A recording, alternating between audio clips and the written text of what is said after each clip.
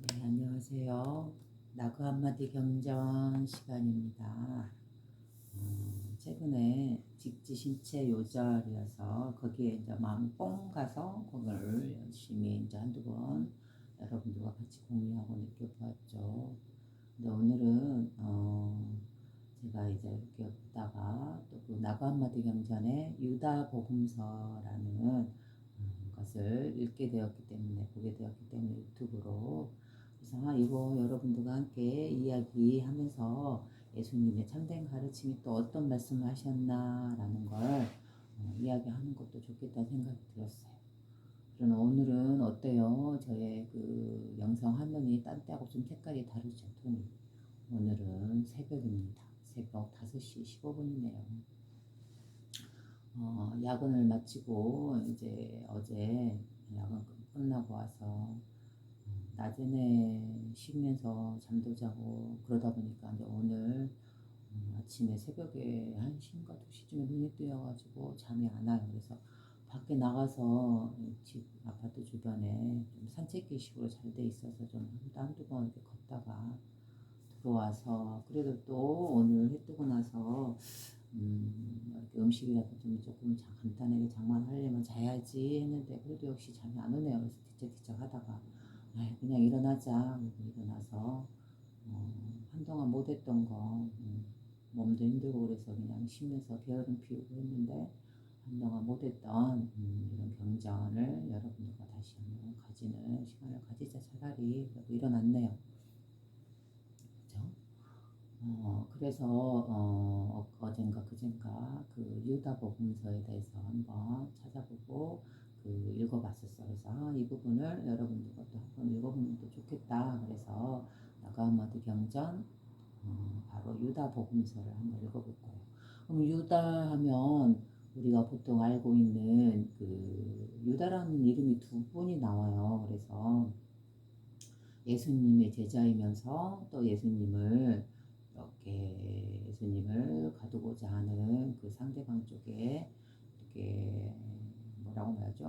알려서 예수님이 잡혀가도록 하신 그 유다가 있고 그리고 또 예수님의 제자가 아닌 뭐 다른 사람의 유다라는 이름이 있었죠. 그 사람은 뭐 바리새인이다 이런 말이 있죠. 근데 그 바리새인의 유다는 전혀 예수님과 상관없는 사람이고 여기서 말하고 있는 그 유다 가룟 유다 그래가지고 예수님의 제자이면서 또 사람들이 알려지기에는 뭐 예수님을 배반해서 신고했다 뭐 이런 말도 있잖아요. 근데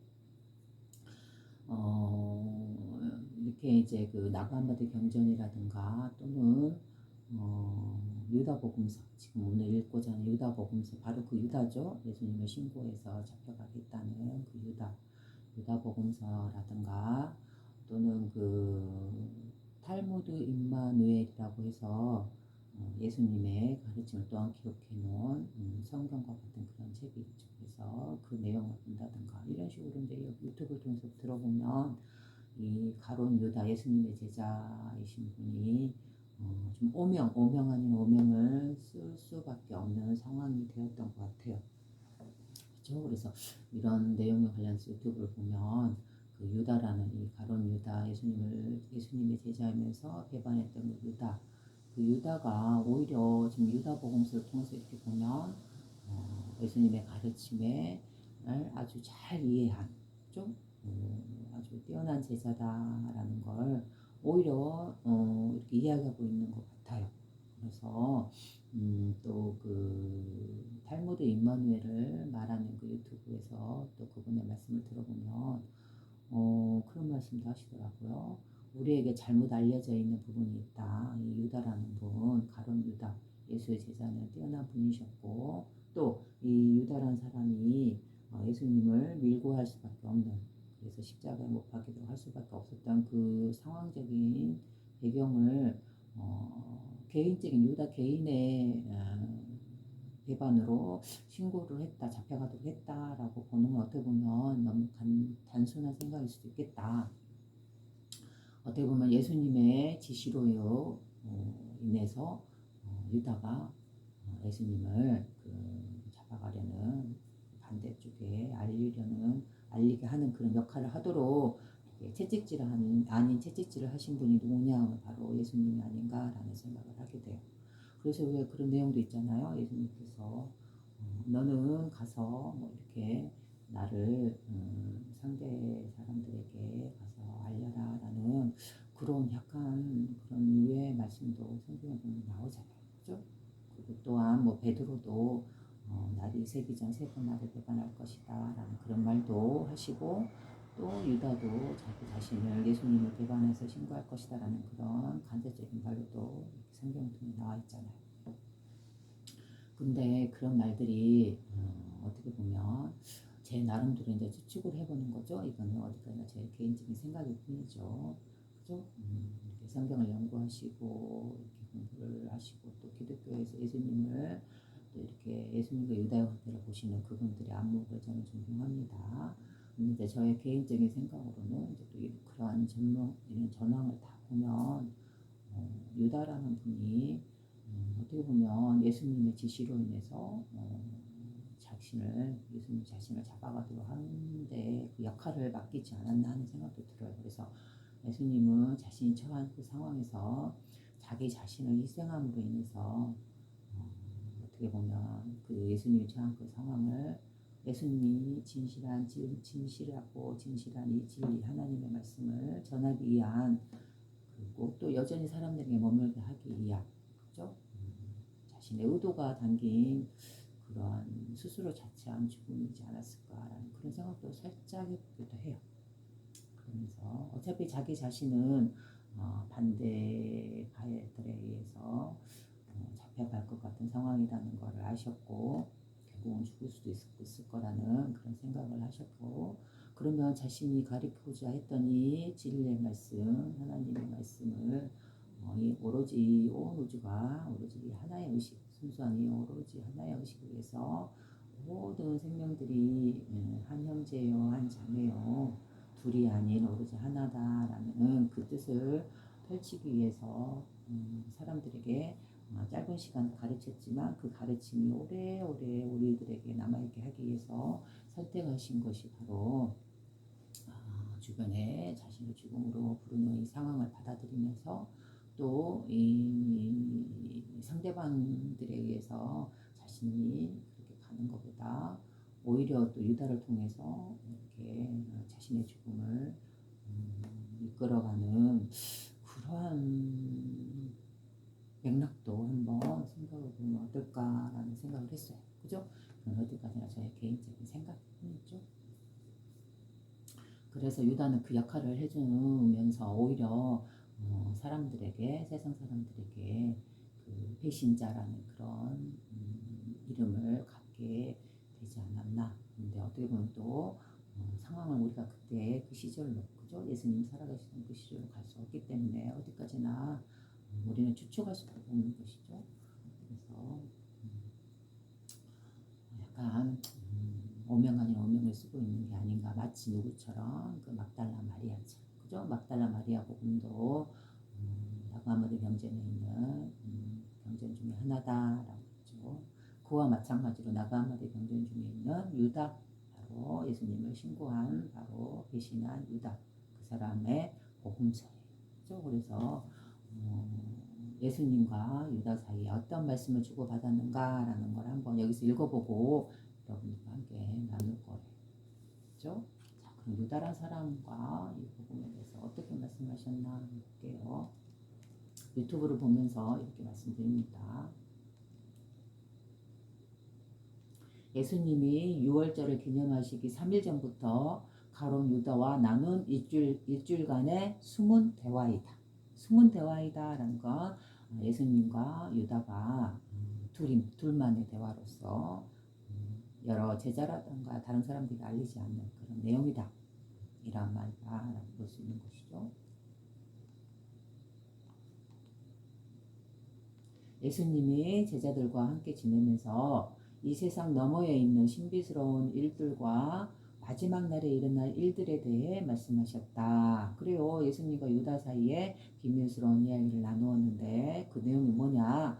바로 예수님께서 제자들과 함께 지내면서 이 세상 너머에 있는 신비스러운 일들을 이 말은 뭔 말이야? 이 세상 너머에 있는 신비스러운 일들이란 뭘까요? 우리가 상상하는 뭐 어떤 막 그런 것이 아니죠. 바로 이 세상 너머에 있다. 즉 이 말은 뭐예요? 이 물질 세계 드러난 이 세계 이거를 갖다 이 세상이다라고 하면 이 물질 세계의 이면에 있는 뒤에 있는 배경에 있는 근원에 있는 이 물질 세계를 드러나게 한 이면의 근원의 배경에 그죠? 바로 이렇게 말하면 뭐예요? 바로 우리의 본성 차이 그죠? 이 하나의 의식의 차이 하나님이라고 높여 올려 부르는 이 순수 의식 그죠? 온 우주를 창조하고 운영하고 굴리고 모든 생명을 유지하고 그죠? 창조하고 그리고 결국 때가 되면 다시 자신의 품으로 불러들이는 바로 이 의식 그죠? 이 하나의 의식 이 자리를 이 세상 너머에 있는 신비스러운 일들이다 라고 표현을 한 것이죠. 그죠? 그리고 마지막 날에 일어날 일들에 대해서 말씀하셨다. 유다복음 이런 내용이다 라고 볼 수 있는 것이죠.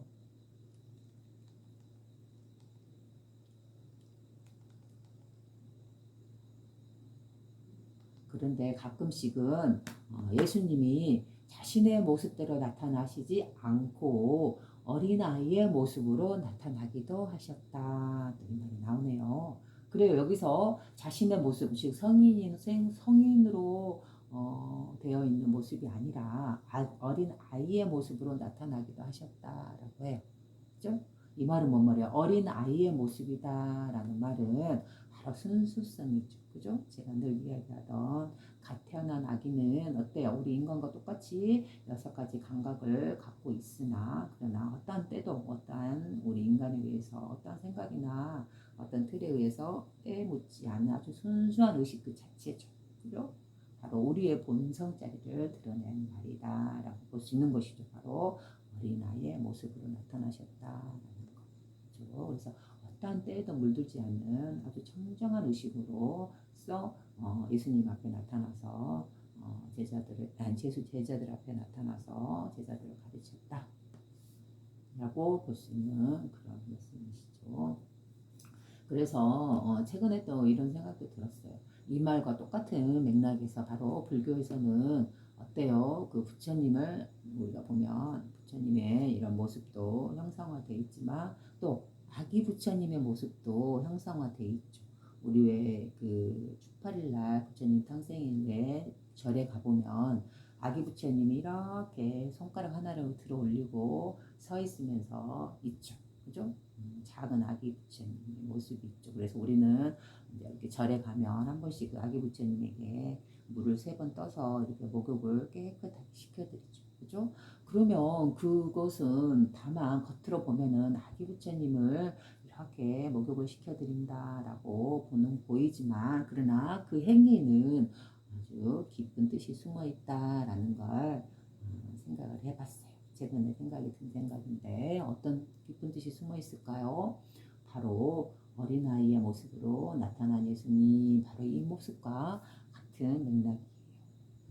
그래서 부처님도 어린 아기와 같이 그 아기 부처님의 모습으로 드러나셔서 이렇게 손가락 하나를 들어 올리고 계신다라는 말은 이거는 순수한 어떤 때도 묻지 않은 아기의 그 청정성 바로 우리의 본성의 모습을 드러낸 부처님의 모습이다라고 봐야 되는 것이죠. 그죠? 겉으로 드러난 모습에서 우리는 진실을 볼 수 없는 것이죠.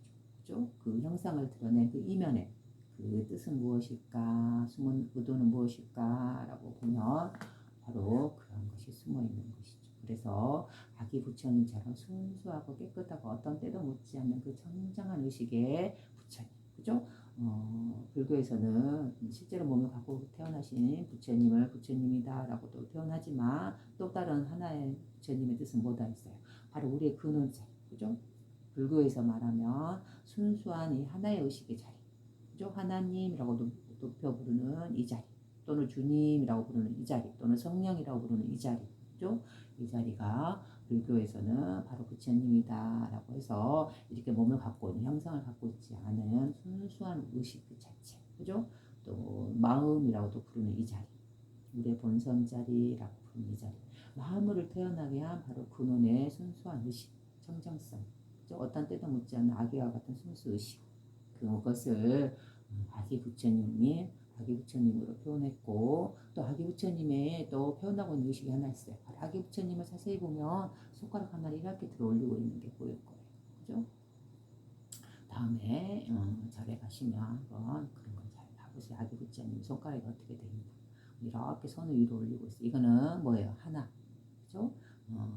기독교에서도 말하고 있는 이 하나님이라고 부르는 이 높여 부르는 이 하나의 의식과 불교에서 아기 부처님이 이렇게 손가락 하나를 들고 있는 이 모습과 이거는 서로 같은 뜻이죠. 그죠?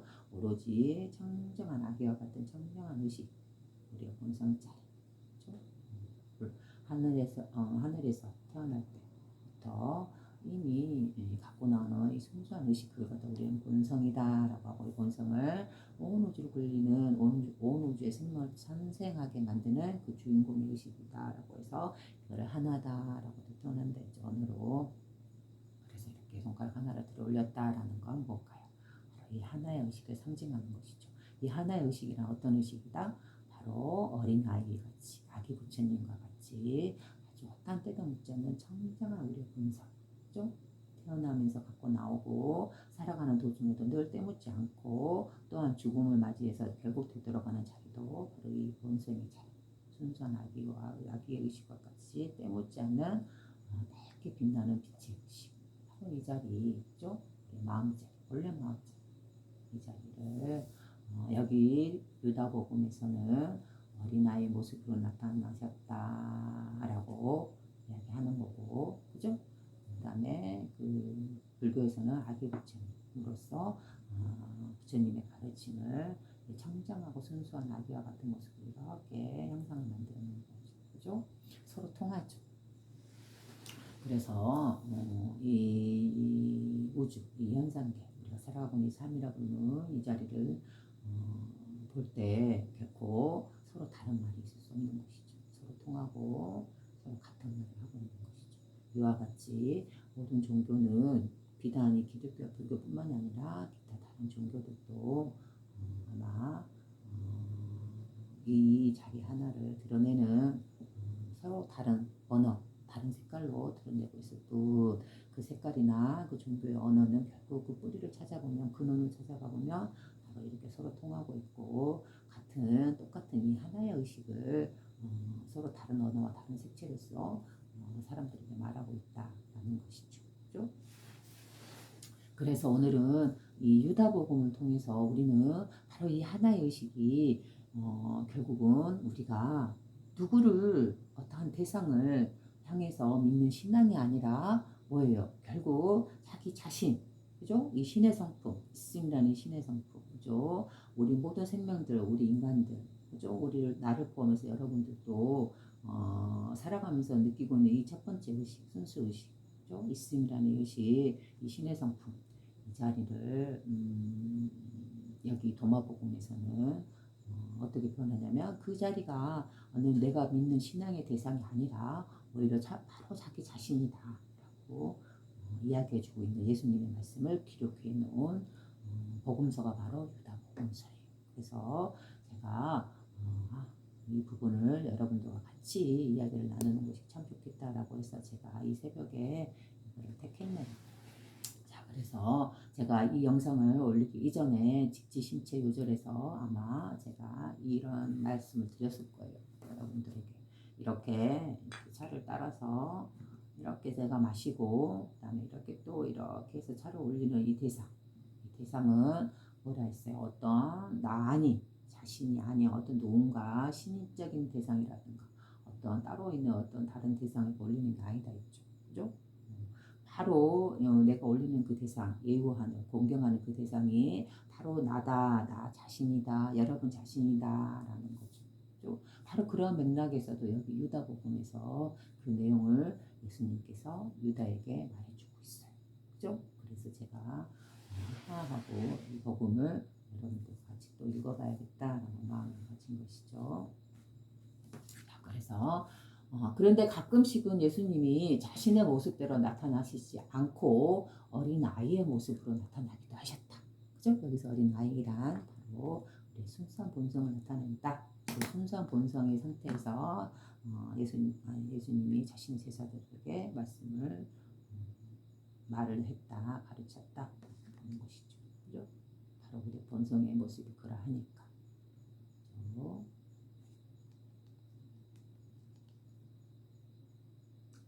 예수님이 제자들과 함께 유대에 계시던 어느 날 제자들이 모여 경건한 의식을 행하고 있었다.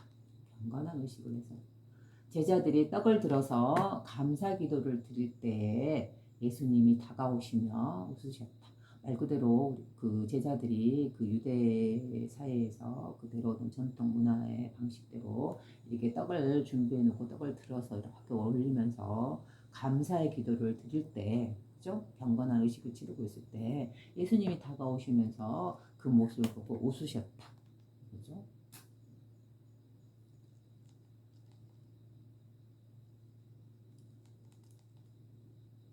그러자 제자들이 말했대요.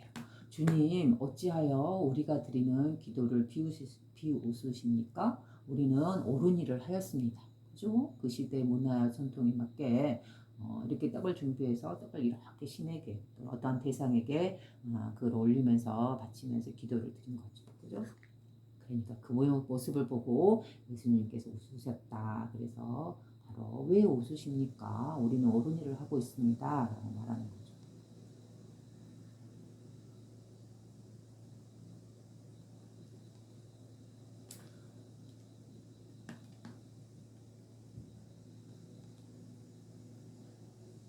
예수님이 말씀하셨다. 내가 너희를 비웃는 것이 아니다. 제자들을 비웃는 것이 아니다. 그 말이죠. 너희가 행하고 있는 그 일이 너희 자신의 의지로 하나님의 영광을 드러내려는 것이 아니라 그 일을 통해서 너희의 신이 찬양을 받을 것이기 때문입니다. 바로 이 대목에서 바로 뭐예요? 이렇게 우리가 예우로서 어떤 음식이든 어떤 제를 올리는 것이든 그 공경하고 예우하고 우리가 기도를 드리는 그 대상이 누구라고요? 어떠한 그 일을 통해 너희의 신이 찬양을 받을 것이기 때문이다. 그걸 갖다가 하셔는 안 된다라고 말하는 것이죠. 그러면은 이렇게 우리가 예를 올리고 공경하는 기도하는 그 대상이 누구냐? 바로 너희 자신의 의지로서 하나님의 영광을 드러내야 된다라는 것이죠. 이 말은 뭔 말이에요? 바로 그 예우하는 그 대상이 바로 너희 자신이요. 그죠? 그거는 바로 하나님의 영광의 자리다. 즉 우리의 본성의 자리에 들어 올리는 바로 예우하는 바로 그것이다라고 하는 것이죠. 그죠?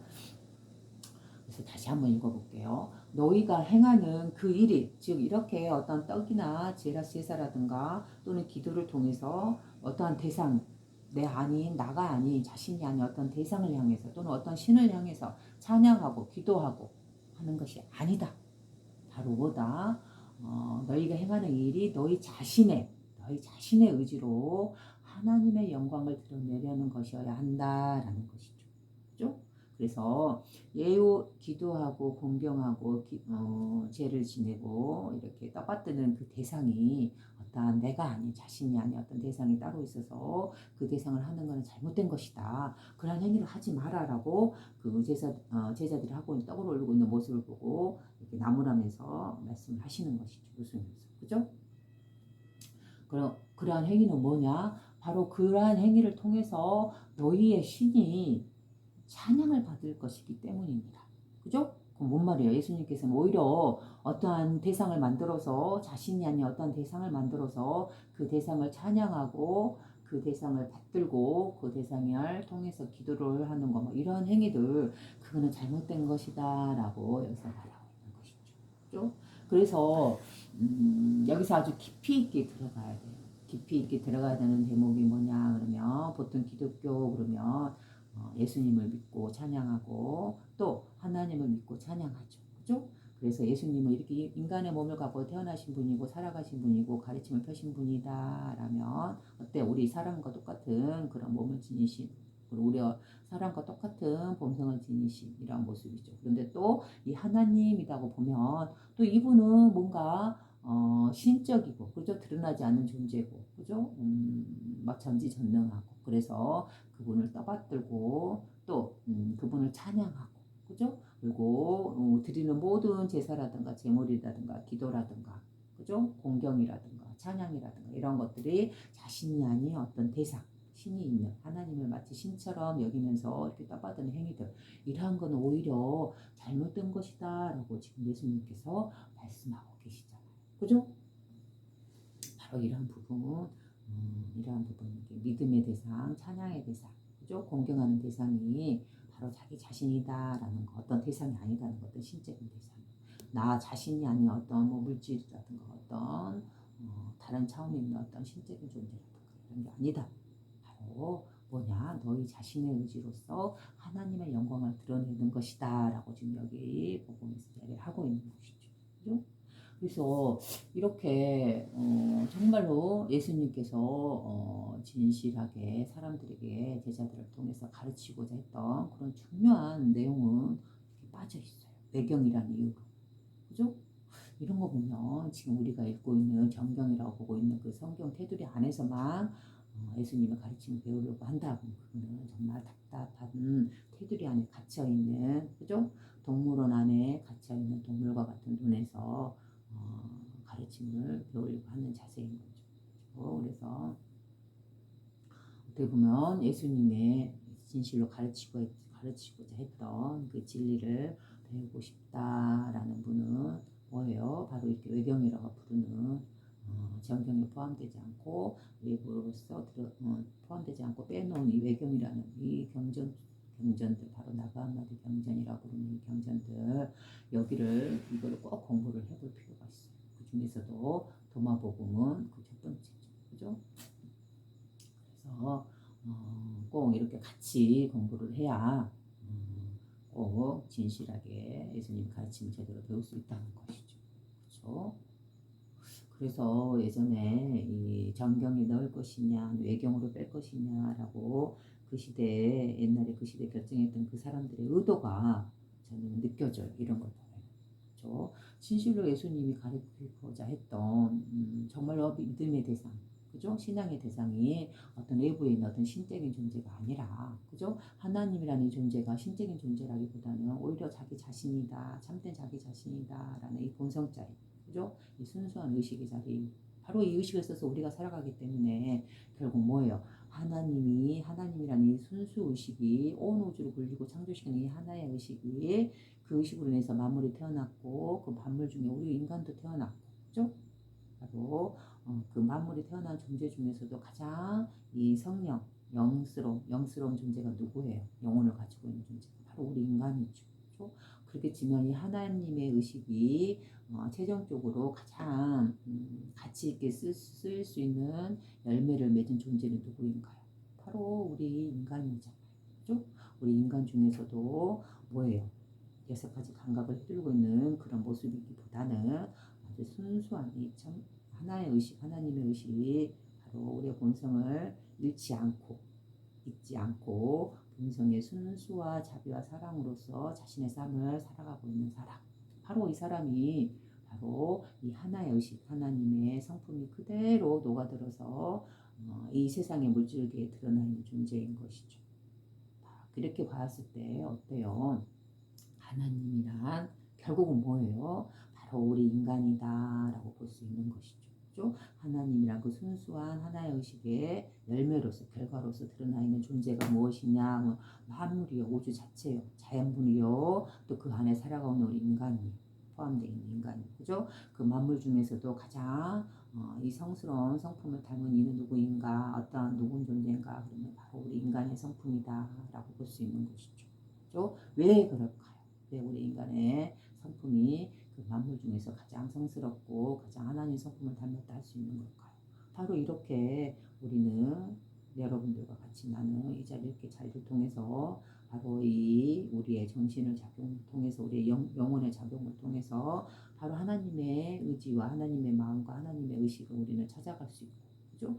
다른 자연물이나 다른 동물들은 어때요? 이 의식을 찾아가고 공부하면서 서로 느끼면서 마음에서 마음으로 서로 주고받을 수 있을까요? 이렇게 이 자리를 통해서 이 자리를 내가 말을 하면 여러분들은 자신의 마음을 통해서 또 이 자리를 인식하고, 그죠? 나 또한 이 마음을 통해서 나의 본성을 통해서 하나님께서 주신 이 성스러운 성품을 통해서 나는 이 자리에 태어나 있고, 또 이 성품, 이 마음을 써서 여러분들에게 이야기를 하고 있고, 또한 여러분들도 바로 이 성품, 이 하나님의 깨끗하고 청정한 본성을 물려받아서 하나님의 성품대로 빚어져서 이 자리에 이 세상에 나왔고, 또 그 마음, 하나님의 성품을 써서 그 마음을 써서 내가 말하고 있는 이 말을 서로 전하면서 이해하고 공유하면서 알아듣고 느낄 수 있고 공유할 수 있는 것이죠. 바로 이 하나의 의식을 서로 다 같이 공유해서 쓰고 있기 때문에.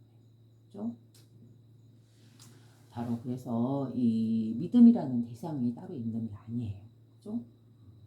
바로 참된 자신이죠. 그죠? 6가지 감각에 휘둘리고 있는 이 몸이 갖고 있는 6가지 감각에 휘둘리고 있는 나라기보다는 그 이면에, 그죠? 나를 있게 하는 순수한 의식, 나의 본성, 늘 내가 쓰고 가고 있는 이 첫 번째 의식, 그죠? 두 번째, 세 번째 나의 감각이 나의 6가지 감각으로 해석해서 어떤 하나를 결정지어서 그걸 거기에 빠져있는, 뚫려있는 이런 탐욕에 갇혀있는 이런 존재가 아니라 순수한 의식, 하나님의 의식을 그대로 어떠한 나의 6가지 감각에 휘둘림 없이 청정하게 밝게 빛나고 있는 이런 의식으로 자신의 삶을 살아가고 있는 존재, 마치 예수님처럼. 그죠?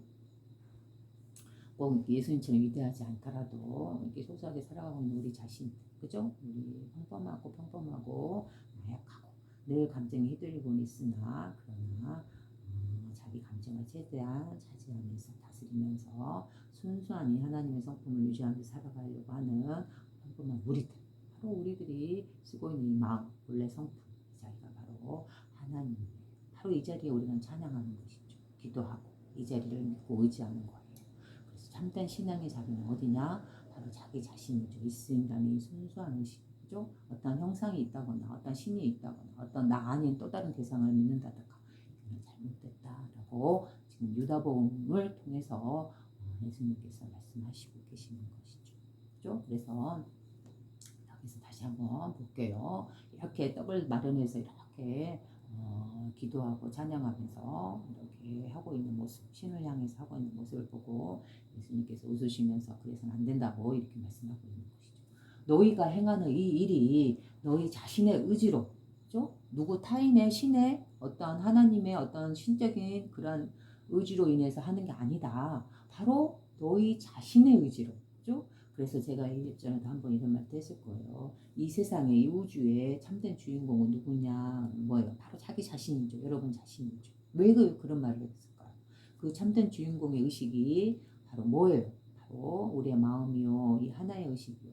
이 하나의 의식을 써서, 우리의 본성을 써서 자신의 삶을 살아가고 있기 때문에 이 우주에 펼쳐진 세계에 참된 주인공, 이 주인공을 높여서 주님이라고 기독교에서는 부른다 했죠. 그래서 이 참된 주인공은 누구냐면 바로 있음이라는 나야 나 여기 있지라고 하고 있는 첫 번째 순수의식, 그죠? 어떤 때에 물들지 않는 오로지 알아차리고 있고 느끼고 있고 보고 있는 이 첫 번째 의식, 이 의식이 바로 있음이라는 성품이죠. 본성이자 꼭 이 자리를 신이라는 표현도 표현할 수 있지만 다만 언어일 뿐, 그죠? 어떠한 다른 대상이 있는 게 아니죠, 실제. 그래서 바로 자기 자신이에요. 자기 자신을 참된 주인공이에요. 그죠? 자기 참된 자기 자신이란 뭐예요? 바로 이 하나의 의식이죠. 온 우주를 굴리고 창조하고 있는 하나의 의식. 그래서 모든 생명들은, 모든 사람들은 어때요? 이 하나의 의식을 서로 와이파이처럼 공유하고 있어요. 그죠? 드러나지 않죠. 와이파이는. 그죠? 우리의 마음도 드러나지 않죠. 어디에 있는지도 모르겠죠. 그러나 분명 우리를 움직이고 있는 주인공이죠. 마음이라는 것이. 바로 그 마음을 하나의 의식이다, 하나님이다, 떠난다. 그죠? 그럼 뭐예요? 결국은 이 하나의 의식은 형체가 있고 어떤 모습이 있고 어떤 신적인 대상이 있는 게 아니죠. 그죠? 텅 비어있는 허공과 같은, 그죠? 바로 이러한 순수의식일 뿐이죠. 어디 있는지도 모르겠고, 어떤 형체가 있지도 않고, 그죠? 어떠한 이름이나 어떠한 언어로나든가 뭘로도 이름 붙일 수 없는, 그죠? 그죠? 순수한 악이와 같은 이 의식, 바로 우리가 늘 쓰고 있는 이 마음이죠. 그래서 바로 믿음의 대상이나 바로 참된 자기 자신이다. 그 말을 지금 여기서 하고 있는 거예요. 그죠? 넘어갑니다. 또 다음. 주님, 당신은 우리가 섬기는, 당신은, 주님, 당신은 우리가 섬기는 신의 아들이십니다. 하네요, 제자들이. 그러자 예수님이 말씀하셨다. 너희가 어찌 나를 알겠느냐? 내가 너희에게 분명히 말한다. 뭐라고 말하실까요? 너희 가운데 있는 그 어떠한 세대의 사람도 나를 알지 못할 것이다. 그래요. 여기서 말하고 나를 알지 못한다라는 건 뭔 말이에요? 아까 제자들이 주님, 예수님 당신은 신의 아들입니다 라고 말하니까 어때요? 너희들은 정확하게 나를 신의 아들로 봐서는 안 된다. 즉 제자들이 이렇게 떡을 바치며 제사를 지냈던 그 신, 하나님이라고 부르는 그 신, 그걸 갖다 신격화 만들어서 나가 아닌 저 대상으로 보고, 그죠? 우러러 보고 찬양하고 믿고 의지하는 그 대상, 나 아닌 대상, 그죠? 따로 있는 대상. 이게 바로 신이요. 그 신의 아들이 예수님이다라고 제자들을 그렇게 보고 있는 것이죠. 그래서 잘못 보고 있다고 또 말을 하는 것이고, 그 다음에 나는 신의 아들이 아니다라고 오히려 말하고 있는 것이죠. 그죠? 그래서 이 신이라는 개념이 많이 오염돼 있어요. 그죠? 그래서 이게 잘못 믿음의 대상에 있어서는 안 되죠. 신이라 어떤 형체가 있는 존재로서 받아들이면 안 되는 것이죠. 그죠? 그리고 또 너희 가운데 있는 그 헛된 세대의 사람도 나를 알지 못할 것이다. 나를 알지 못한다. 여기서 그럼 이 말은 뭔 말이에요? 이 텅 비는 허공과 같은 이 순수한 의식 자체, 이 자리를 어떤 이름이나 어떤 형상이나 형체가 있지 않기 때문에 이 자리를 알려고 해도 그 누구도 알지 못하고 누구도 이 자리를 말로써 언어로서 이름으로써 드러내지 못하는 것이죠. 그죠? 마치 노자가 도를 도라고 말하는 것은 도가 아니다라고 하는 것처럼 그 순수한 청정의식을 여기서도 역시 예수님께서 말하고 있는 것이죠. 어떤 때가 묻을 수 없는 그 자리. 신이네, 신의 아들이네 라고 생각하는 그 제자들의 의식을 쳐버리는 것이죠. 그죠? 이 청정한 이 자리에는 그 어떤 신이네 또는 나를 신의 아들이네 라고 표현하는 것도 어떤 잘못된 것이라고 쳐버리는 것이죠. 왜 그럴까요? 바로 순수한 아기와 같이, 그죠? 단때가 물들 수 없는 신이네, 신의 아들이네라는 그 자체마저도 깨야 되는 순수의식이기 때문에 그래요. 그렇기 때문에 우리는 이 순수의식이 우리의 본성이기 때문에 어때요? 늘 어떠한 삶을 살아도 그 삶에서 느끼는 다양한 감정에서 물들지 않고 늘 청정하고 늘 깨끗하고 늘 밝게 빛날 수 있는 것이에요. 그렇죠? 너희 가운데 있는 그 헛된 세대의 사람도 나를 알지 못한다. 그죠? 이렇게 청정의식을 또 선언하고 계시죠. 제3장 제자들의 분노. 예수님의 말씀을 들은 제자들이 분노하기 시작하였다. 그래요. 자기들이 이렇게 믿고 있는 그 신이라든가 떠받드는 그 신, 그것도 부정하고, 또 당신은 신의 아들입니다 라고 해도 분노하고, 또 예수님에 대해서 신의 아들이라고 안다고 이야기를 해도 그건 잘못된 거다고 쳐버리고, 그죠? 그들이 알고 있던 그 모든 상식들, 믿음의 대상들을 다 깨버리고 쳐버리죠. 마치 뭐와 같이 이 텅비는 청정한 이 텅비는 허공과 같이 그 어떤 것도 없는 이 청정성의 우리의 본성처럼, 그죠? 그렇게 말을 하자 그 당시에 그 사회의 틀에 그 사회의 잘못된 믿음의 그런 거에 신적인 문화에 갇혀 있었던 그 사람들 제자들이 분노하면서 말하죠. 그죠? 분노하기 시작했다. 제자들이 예수님 말씀을 들은 제자들이 마음속으로 예수님을 향해 욕하기도 하였다. 그죠? 그죠? 마음속으로 예수님을 향해서 욕하기도 하였대요. 실제로 마음속으로만 욕했겠어요. 제자들은 그나마 겉으로 못 드러내면 마음속으로라도 욕을 했겠죠. 근데 또 다른 사람들은, 그죠? 뭐 예수님하고 전혀 가르침을 받지 않은 사람들은 막 오히려 더 욕하고 막 했겠죠. 그죠? 바로 이러한 부분 때문에 예수님께서는 결국 십자가에 못 박힐 수밖에 없었던 것이죠. 그죠? 이 진리를, 이 순수 의식을 드러내기 위해서는 어때요? 그 어떤 인간의 때묻는 의식이 들어올 수 없는 자리이기 때문에 그때 당시에는 이 본성자리, 하나님이라 부르는 이 하나의 의식, 주님이라 부르는 이 자리에 대한 이해라든가, 그죠? 깨달음이라든가 이 자리를 알고 있던 사람들이 없었던 것이죠. 그렇기 때문에 결국 뭐예요? 이 자리를 그 어떤 것도 부정하고 깨버렸던 그 예수님의 말씀과 행동을 그 사람들은 그 시대 사람들이 이해를 못했던 것이죠. 그래서 결국은 자기들이 생각했던 그 믿음과 신앙과 그 문화의 전통과 어긋나기 때문에 그죠? 그래서 예수님을 잡아서 십자가 못 박힐 수밖에 없었던 이유 바로 그게 이 청정한 순수성을 말씀하셨던 예수님의 가르침을 그들은 다 받아들일 수가 없었던 것이죠. 그죠? 그리고 오히려 그 예수님이 그러면 혼자서 독단적으로 이렇게 말했나 이 자리를 그게 아니죠. 이미 예전부터 모든 경전이나 모든 성현들은 모든 그런 법이라고 진리라고 부를 수 있는 그 자체는 뭐예요? 진리를 드러낸 거였는데 그 진리를 드러냈던 말들이 고대에 아주 오래된 고대에 그 진리를 드러냈던 의식이 시간이 지나면서 중세 시대를 지나고 이렇게 근대 또는 지금까지 오면서 그 진리가 왜곡되고 그죠? 또는 알면서도 누군가의 힘 있는 누군가에 의해서 그게 왜곡되고 외도되고 그러면서 가르침이 변질되고 그래서 이렇게 지금 예수님이 가르쳤던 그 시대 예수님의 시대처럼 어떤 신앙이 있고 어떤 대상이 있고 신이 있고 믿어야만 하는 이러한 잘못된 믿음으로 변화되고 변질되어 있었던 것이죠. 그래서 그걸 다시 깨고 원래의 그 참된 가르침, 원래의 진리, 진실한 진리로 이끌어주고 싶어서 예수님께서는 이런 말씀을 할 수밖에 없었던 것이죠. 그렇죠?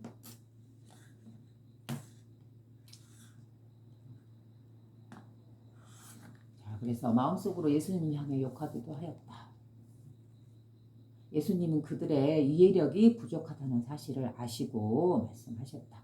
그래요. 그들이 바로 이 자리, 이 진리의 자리, 본성의 자리를 아직 아는 이가 아무도 없구나라고 그들의 이해력이 떨어지는구나 그걸 아신 것이죠. 화를 내고 분노를 하니까. 그래서 이렇게 또 이제 말씀하십니다. 어찌하여 이것으로 너희가 분노하느냐? 너희 속에 있는 너희 신이 너희 혼 안에서 너희를 화나게 하였구나.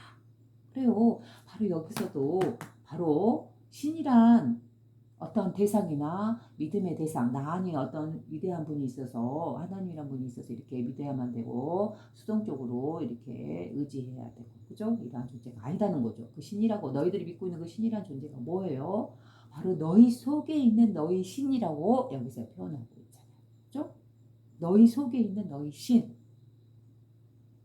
바로 우리가 믿음이라고 부르는 그 대상. 그죠? 그 대상이 따로 있는 게 아니죠. 바로 자기 자신이죠. 바로 그거를 예수님께서는 여기서 너희 속에 있는 너희 신이다라고 말씀하시고 표현하신 것이죠. 그러니까 어때요? 믿음이라는 것은 신앙의 대상이라는 것은 어떤 외부에 있는 어떤 신이 아니에요. 바로 자기 자신이 신의 성품을 가지고 있는 바로 자기 자신인 것이죠. 그 대상이다. 믿음의 대상이다. 그렇죠? 그래서 이 세상을 살아가는 참된 주인공이 누구냐? 바로 참된 주인공이란 뭐예요? 바로 이 신 자신의 내면의 이 본성의 자리, 이 하나의 의식, 이 자리를 신이다라고도 언어로서 표현할 수 있는 것이죠. 그래서 너희 속에 있는 너희 신이라고 하는 거예요. 이 말은 바로 자신의 본성자리, 이 마음자리를 말하고 있는 것이죠. 어찌하여 이것으로 너희가 분노하느냐? 너희 속에 있는 너희 신이 너희 혼 안에서 너희를 화나게 하였구나. 그죠? 네, 너희 속에 있는 너희 신이라는 말은 우리의 참된 본성이죠. 이 본성자리는 어때요? 있음이라는 신의 성품으로서 어떤 때도 물들지 않는다라고 했죠. 우리가 살아가면서 어떤 감정이 휘둘렸을지언정 때로는 화도 내고 슬퍼하고 괴로워하고 미워하고 증오하고 그죠? 싸우고 그랬을지언정 그러나 이 참된 본성은 늘 청정이다라고 말했죠. 그죠? 그 모든 다양한 감정이 어디서 일어나느냐? 바로 이 청정을 뿌리에 두고 여기서 근원에서 인연 따라, 상황 따라 다양한 감정이 일어나나 그러나 어때요? 일어나는 감정은 잠시 모였다가 흩어지고 마는 구름과 같은 것일 뿐, 이 구름이 있다 해서 이 늘 청정한 하늘이 없었던 게 아니죠. 늘 청정한 하늘은 늘 근원에 이면에 뒤에 숨어 있었고 그 하늘을 잠시 다양한 구름들이 오고 갔을 뿐, 다양한 감정들이 오고 갔을 뿐, 그러나 그 감정을 있게 한 근원자리, 배경자리는 어디냐? 바로 참된 청정한 하늘이죠. 하늘은 늘 변함없이 늘 맑게 청정하게 그 자리에 늘 있었죠. 바로 이 자리가 우리의 본성 자리죠. 우리의 마음이라고 하는 첫 번째 자리. 그래서 어떤 감정이 휘둘렀다 할지라도 어때요? 진실한 모습은 그 이면에 이 청정한 하늘처럼 늘 청정한 깨끗함, 바로 우리의 본성인 것이죠. 바로 이 자리를, 본성의 자리를 너희 속에 있는 너희 신이라고 표현했고, 그러면 이 6가지 감각에 의해서 상황에 따라, 인연에 따라 이렇게 감정이 휘두르고 있는 모습, 그 모습은 뭐라고 표현했을까요? 너희 혼이라고 표현한 거예요. 그죠? 너희 속에 있는 너희 신이 너희 혼 안에서 너희를 화나게 하였구나. 그래요. 바로 여기서도 이렇게 2가지 모습으로 분리해서 말씀하고 계시죠. 우리의 마음이란 뭐예요? 이렇게 화를 내게 하고 있는 이 마음. 그 마음의 참된 모습은 우리 속에 있는 우리의 참된 신, 늘 때묻지 않은 이 청정한 의식, 이 자리가 있고, 또한 여기서 이렇게 예수님이 저희 자신들을 보고 비웃는 모습을 보고 화가 나는 이 마음, 화가 났던 이 마음은 바로 혼, 우리가 부르는 이 혼 안에서의 있는 이 마음을 화도 내고 슬프게도 하고 감정에 휘둘고 있는 상태로도 볼 수 있는 것이고, 그래서 이 감정에 휘둘고 있는 모습, 이걸 갖다가 혼이라고도 표현했죠. 그래서 제가 예전에도 한번 말했잖아요. 영혼, 보통 영혼이다 해서 우리는 이 몸을 갖고 살아가고는 있지만 태어나서 결국 죽을 때 어때요? 이 몸은 썩어서 땅에 흙으로 되돌아가나, 이 몸을 이끌었던 마음이라고 부르는 이 자리, 주인공, 이 몸을 이끌었던 주인공, 우리의 마음, 바로 이 마음을 또는 영혼이라고도 표현한다 했죠. 같은 말이 됐죠. 그래서 마음, 영혼, 본성, 이건 같은 말이에요. 그런데 이 영혼이라는 말에서 영과 혼을 분리해서 봐야 된다라고 했죠. 그래서 영이라는 거는 뭐예요? 깨끗한 우리의 본성자리, 성령, 그 성스러운 영, 바로 본성자리, 바로 그 자리를 영이다라고 표현하며 이 영에서 만물이 태어난다 했죠. 우리 본성자리이기 때문에 만물이 태어나서 우리 몸을 갖고 태어나면 우리 몸은 어때요? 나의 마음이라는 게 생겨나면서 6가지 감각이 생겨나죠. 그죠? 이 몸을 통해서 느끼는 6가지 감각. 그래서 영은 우리의 본성, 청정성을